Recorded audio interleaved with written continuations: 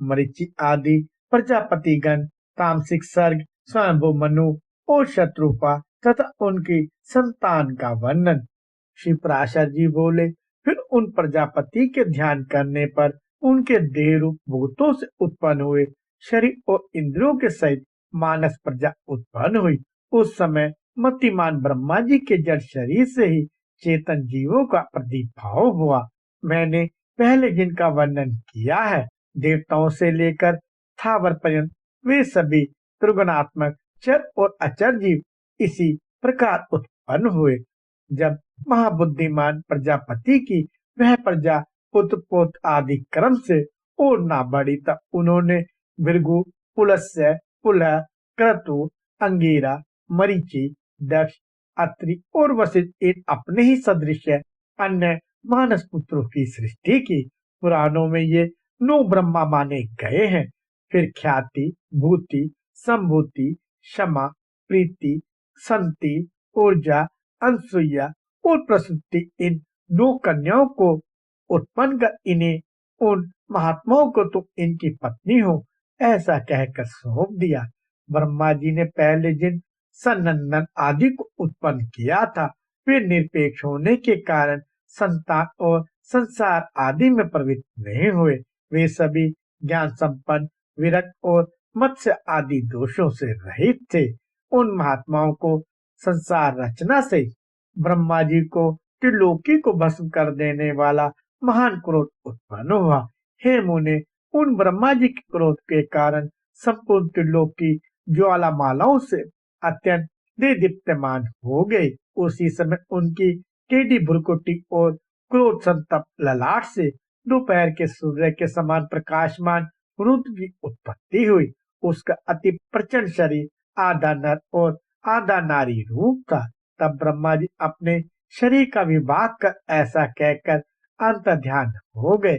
ऐसा कहे जाने पर उस रुद्र ने अपने शरीर स्त्री और पुरुष दोनों भागों को अलग अलग कर दिया और फिर पुरुष भाग को 11 भागों में विभक्त किया तथा स्त्री भाग को भी सौम्य, क्रूर, शांत, अशांत और श्यामा, गौर आदि कई रूपों में विभक्त कर दिया। तदंतर हे द्विज, अपने से उत्पन्न अपने ही स्वरूप स्वयंभू को ब्रह्मा जी ने प्रजा पालन के लिए प्रथम मनु बनाया। उन स्वयंभू मनु ने अपने ही साथ उत्पन्न हुई। तब के कारण निष्पाप शत्रुपा नाम की स्त्री को अपनी पत्नी रूप से ग्रहण किया। हे धर्मज्ञ, उन स्वयंभू मनु से शत्रुपा देवी ने प्रियव्रत और उत्तानपाद नामक 2 पुत्र और उदान रूप और गुणों से संपन्न प्रसूति और आकुति नाम की 2 कन्याएं उत्पन्न की। उनमें से प्रसूति को दक्ष के साथ तथा आकुति को रुचि प्रजापति के साथ विवाह दिया। हे महाभाग, रुचि प्रजापति ने उसे ग्रहण कर लिया। तब उन दंपत्ति के यज्ञ और दक्षिणा ये युगल जुड़वा संतान उत्पन्न हुई। यज्ञ के दक्षिणा से 12 पुत्र हुए जो स्वयंभू मनवंतर में याम नाम के देवता कहलाए और दक्ष ने प्रसूति से 24 कन्याएं उत्पन्न की। मुझसे उनके शुभ नाम सुनो। श्रद्धा, लक्ष्मी, धृति, तुष्टि, मेघा, पुष्टि, क्रिया, बुद्धि, लज्जा, वपु, शांति, सिद्धि और 13वीं कीर्ति।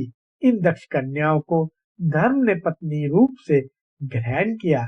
इनसे छोटी शेष 11 कन्याएं ख्याति, सती, संभूति, स्मृति, प्रीति, क्षमा, संतति, अनसुईया, ऊर्जा, स्वहा और स्वधा थी। हे मुनि सत्तम, इन ख्याति आदि कन्याओं को क्रमशः भृगु, शिव, मरीचि, अंगीरा, पुलत्स, पुलह, क्रतु, अत्रि, वशिष्ठ इन मुनियों तथा अग्नि और पितरों ने ग्रहण किया। श्रद्धा से काम चला, लक्ष्मी से दर्प, धृति से नियम, संतुष्टि से संतोष और पुष्टि से लोक की उत्पत्ति हुई तथा मेघा से श्रुत, क्रिया से दंड, न्याय और विनय, बुद्धि से बोध, लज्जा से विनय, वपु से उनका पुत्र व्यवसाय, शांति से क्षेम, सिद्धि से सुख और कीर्ति से यक्ष का जन्म हुआ। यही धर्म के पुत्र हैं। रति ने काम से धर्म के पुत्र हर्ष को उत्पन्न किया। अधर्म की स्त्री हिंसा थी, उससे अनृत नामक पुत्र और निकृति नाम की कन्या उत्पन्न हुई। उन दोनों से भय और नरक नाम के पुत्र और उनकी पत्नियां माया और वेदना नाम की कन्याएं हुई। उनमें से माया ने समस्त प्राणियों का संहार करता मृत्यु नामक पुत्र उत्पन्न किया। वेदना ने भी रोरवनक के द्वारा अपने पुत्र दुख को जन्म दिया और मृत्यु से व्याधि, जरा, शोक, तृष्णा और क्रोध की उत्पत्ति हुई। ये सब अधर्म रूप हैं और दुखोत्तर नाम से प्रसिद्ध हैं, क्योंकि इनसे परिणाम में दुख ही प्राप्त होता है। इनके न कोई स्त्री है और न संतान। ये सब उद्धव देवता है। हे मुनि कुमार, ये भगवान विष्णु के बड़े भयंकर रूप हैं और यही संसार के नित्य प्रलय के कारण होते हैं। हे महाभाग, दक्ष, मरीचि, अत्रि और भृगु आदि प्रजापतिगण इस जगत के नित्य सर्ग के कारण है, तथा मनु के महापराक्रमी सन्मार्ग प्राण और शूरवीर पुत्र राजागण इस संसार की नित्य स्थिति के कारण है। श्री मैत्रेय जी बोले, हे ब्राह्मण, आपने जो नित्य स्थिति, नित्य सर्ग और नित्य प्रलय का उल्लेख किया, सो कृपया करके मुझसे इनका स्वरूप वर्णन कीजिए।